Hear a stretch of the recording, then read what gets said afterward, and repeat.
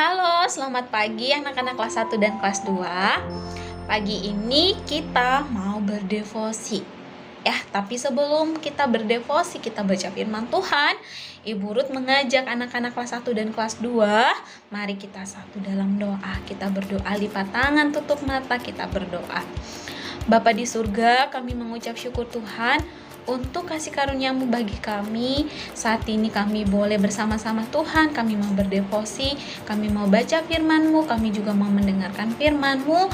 Tuhan, tuntun Roh Kudus bagi kami supaya kami siap untuk mendengar dan melakukan firman-Mu di dalam kehidupan kami tiap hari. Di dalam nama Tuhan Yesus kami berdoa dan mengucap syukur, amin. Oke anak-anak, pembacaan firman Tuhan kita di saat pagi hari ini terdapat dalam kitab Efesus pasal 2 ayat 14 sampai 20.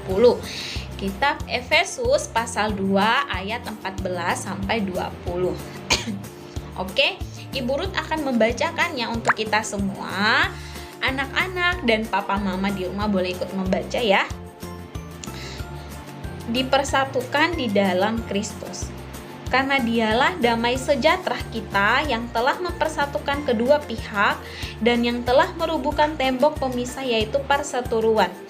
Sebab dengan matinya sebagai manusia, ia telah membatalkan hukum Taurat dengan segala perintah dan ketentuannya, untuk menciptakan keduanya menjadi satu manusia baru di dalam dirinya, dan dengan itu mengadakan damai sejahtera. Dan untuk memperdamaikan keduanya di dalam satu tubuh dengan Allah oleh salib, dengan melenyapkan perseteruan pada salib itu. Ia datang dan memberikan damai sejahtera kepada kamu yang jauh, dan damai sejahtera kepada mereka yang dekat. Karena oleh dia kita kedua pihak dalam satu roh beroleh jalan masuk kepada Bapa. Demikianlah kamu bukan lagi orang asing dan pendatang, melainkan kawan sewarga dari orang-orang kudus dan anggota-anggota keluarga Allah yang dibangun di atas dasar para rasul dan para nabi, dengan Kristus Yesus sebagai batu penjuru. Di dalam Dia tumbuh seluruh bangunan, rapi tersusun menjadi bait Allah yang kudus. Di dalam Tuhan, di dalam Dia kamu juga turut dibangunkan menjadi tempat kediaman Allah di dalam Roh. Demikianlah pembacaan firman Tuhan di pagi hari ini. Oke anak-anak, jadi judul cerita untuk devosi kita pagi ini yaitu campur tangan Allah dalam hidup Yunus. Nah, anak-anak, zaman gereja mula-mula ada orang-orang yang berpikir bahwa menjadi Kristen adalah juga harus melakukan semua tradisi Yahudi dan bahkan kurang sah bila tidak sunat atau melakukan ritual lainnya. Nah, di sini Paulus mengingatkan bahwa keselamatan hanya melalui iman yang diberikan Allah kepada kita untuk kita beriman kepada Kristus. Jadi bukan berarti kita harus sunat dulu atau kita melakukan setiap tradisi orang Yahudi baru kita diselamatkan.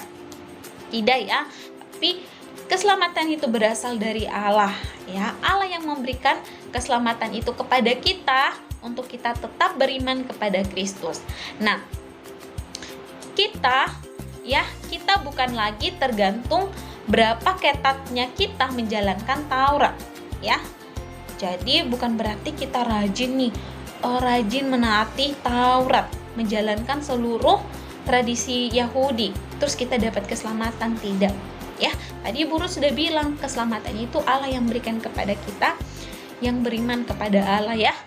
Karena keselamatan dan penghapusan dosa itu 100% adalah anugerah Allah. Jadi anak-anak ingat, anak-anak harus tahu bahwa keselamatan yang Allah berikan kepada kita itu adalah 100% anugerah Allah, penghapusan dosa. Nah, makanya kenapa kita diselamatkan Allah. Allah menganugerahkan anaknya ya, Dia merelakan anaknya. Siapa?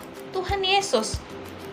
Untuk mengorbankan dirinya di kayu salib, mati di kayu salib yang untuk menebus dosa kita, manusia yang berdosa. Makanya itu keselamatan itu 100% adalah dari anugerah Allah kepada kita. Maka yang menjadikan bangsa-bangsa lain bisa dekat kepada Allah adalah bukan karena kerajinan mereka melakukan setiap tradisi agama atau karena mereka disunat, tidak, atau mereka menaati hukum Taurat, tidak. Ya, justru karena Kristus telah membuka pintu bagi mereka. Nah, tadi Burut bilang apa? Kristus rela disalibkan, ya. Tuhan Yesus rela mati, disalibkan, disiksa, ya, untuk menebus dosa kita manusia. Jadi kita sebagai manusia kita harus sadar itu. Jadi Kristus juga yang telah membuka pintu bagi bangsa-bangsa lain dengan merobohkan pengertian dari tembok pemisah itu. Nah, Kristus sendiri yang merobohkan semua itu supaya tidak ada lagi pemisah antara kita dengan Allah. Ya, di dalam salib Kristus menyatukan orang Israel dan bangsa-bangsa lain menjadi satu iman yang sejati. Ya. Bangsa-bangsa lain maksudnya siapa? Kita, bangsa Israel dengan kita, umat manusia, umat ciptaan Allah, umat Allah. Ya. Jadi Kristus sudah merobohkan tembok pemisah itu. Supaya kita tetap dekat, kita tetap beriman kepada Allah. Karena kita tahu bahwa keselamatan itu adalah anugerah Allah. Ya, siapa yang menghapus dosa kita? Tuhan Yesus yang menghapus dosa kita, ya. Orang Israel yang mewarisi iman dari Abraham digenapi di dalam Kristus.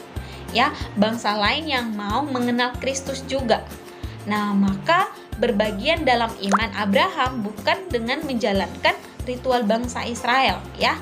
Tapi apa? Tapi beriman itu kepada Allah, ya. Beriman itu kepada Allah, bukan menjalankan ritual bangsa Israel, tidak, ya. Bangsa Israel juga beriman kepada Allah karena salah satu sumber keselamatan itu adalah berasal dari Allah itu sendiri.